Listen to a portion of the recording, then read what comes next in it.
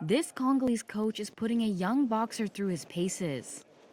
They're training in the same building where Muhammad Ali warmed up 50 years ago and are keeping the spirit of the infamous Rumble in the Jungle fight alive. 71-year-old Tshibanda Wata Judex was at the legendary match on October 30th, 1974. And he says he wouldn't be where he is today without it. If Muhammad Ali hadn't come to this country, I might not have made it this far. It was after him that I started to love boxing in a different way. I saw boxing differently. I might have even quit the sport. The showdown between the heavyweights took place in this stadium, in front of a crowd of 60,000 people.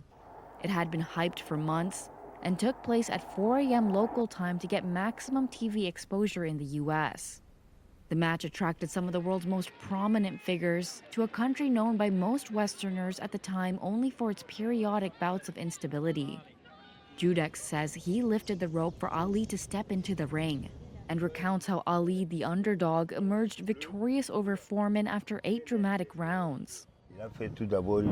First, he made a twisting motion and then fell. Boom. It was like the groan of an elephant collapsing. Boom.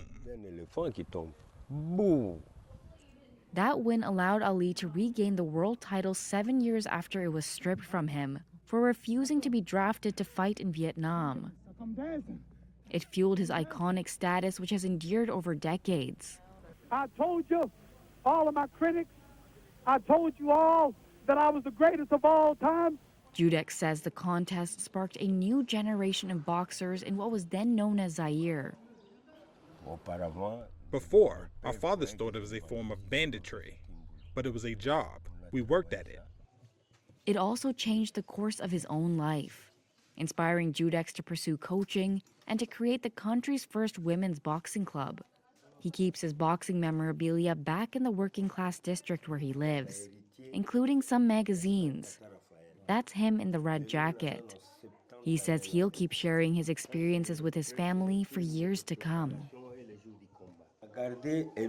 I kept this souvenir to show my children and grandchildren that during the fight of the century I was there.